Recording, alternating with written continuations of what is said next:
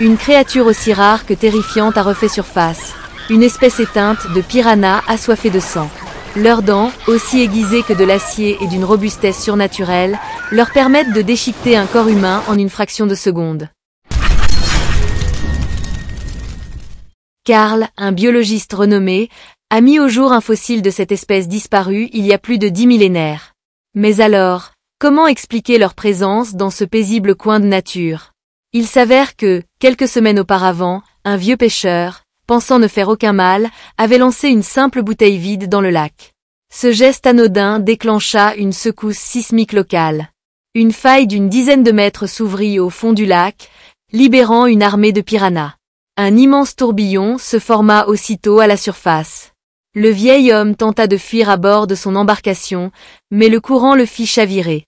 En quelques secondes, il fut encerclé par les prédateurs. Son corps fut dévoré sans laisser de traces. Averti, la police arriva sans tarder. En inspectant les lieux, ils retrouvèrent l'embarcation. La shérif Julie tenta de l'atteindre, mais perdit l'équilibre et chuta dans l'eau. Sam, son collègue, la sauva de justesse. C'est alors que le corps du pêcheur réapparut. Horriblement mutilé, il confirma l'ampleur du danger. Julie et Sam comprirent qu'une menace insoupçonnée rôdait dans les profondeurs. Le lendemain, Julie et Peter revinrent avec de l'équipement pour analyser le lac. Grâce à un sonar, ils identifièrent la faille apparue après le séisme. 2 chercheurs s'équipèrent de combinaisons de plongée et s'enfoncèrent dans l'eau. Ils pénétrèrent une étroite ouverture et découvrirent une multitude de formes transparentes et allongées. Il s'agissait d'embryons de piranhas. L'un des plongeurs tendit la main pour en toucher un, mais une morsure violente le stoppa net. Du sang éclata dans l'eau.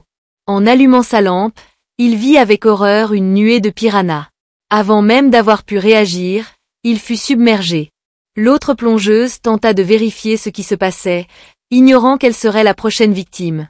Alerté par leur signal de détresse, un autre membre de l'équipe enfila son équipement et plongea à son tour. Il parvint à remonter l'un des corps, réduit à un squelette. À ses côtés, un piranha encore vivant ondulait. Déterminé à en apprendre davantage, Julie apporta la créature à Carl. Il révéla que, vivant dans l'obscurité depuis des siècles, leur vue s'était atrophiée, tandis que leur ouïe et leur odorat s'étaient intensifiés.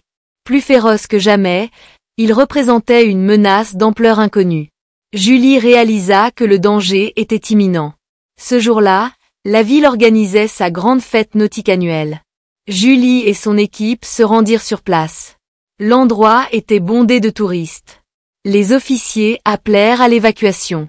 Ils crièrent pour alerter la foule. Mais la musique couvrait leur voix. Sam fit feu en l'air pour attirer l'attention, ordonnant à tous de quitter l'eau. Malheureusement, la panique s'empara de la foule, et nombre de vacanciers plongèrent dans le lac. Certains poussèrent même la musique à fond. Julie tenta de les raisonner avec un mégaphone, mais le vacarme avait déjà attiré les piranhas. Les forces de l'ordre étaient impuissantes. Ils ne pouvaient qu'essayer de sauver un maximum de personnes.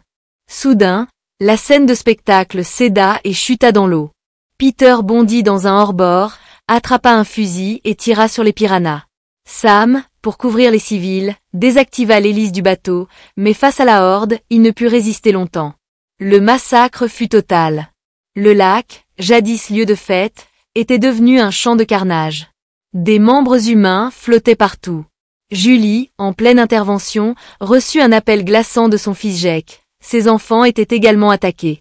Jake, accompagné de ses frères et sœurs, profitait du lac sur un yacht. Ils avaient percuté un rocher, et 2 amis étaient tombés à l'eau. Une nuée de piranhas les avait immédiatement encerclés. L'une des victimes fut dévorée sur le champ.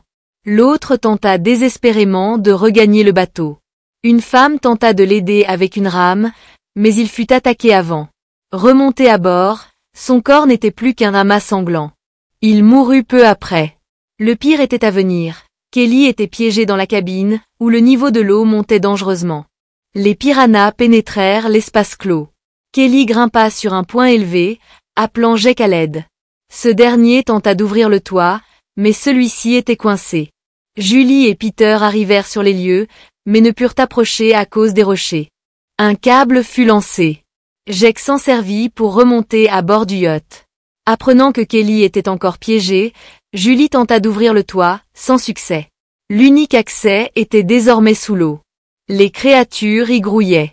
Julie mit en sécurité les enfants et la survivante, prévoyant ensuite de sauver Kelly.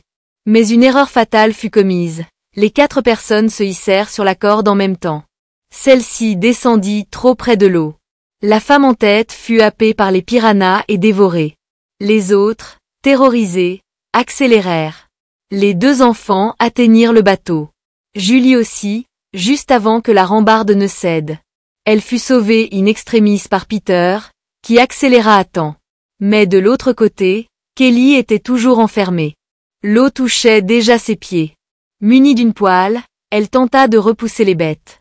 Voyant sa compagne en péril, Jake prit une décision radicale. Il détacha la corde et l'attacha autour de lui. Son plan était simple, utiliser les cadavres comme appât. Il jeta un corps à l'eau, attirant les piranhas.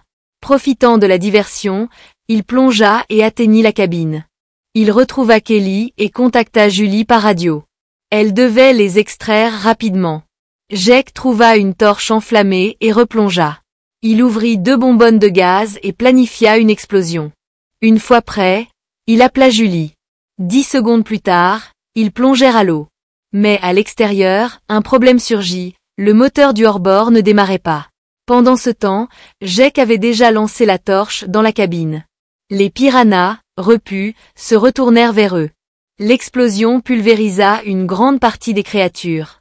Jake et Kelly furent sauvés. Alors que tous célébraient leur survie, Carl appela Julie.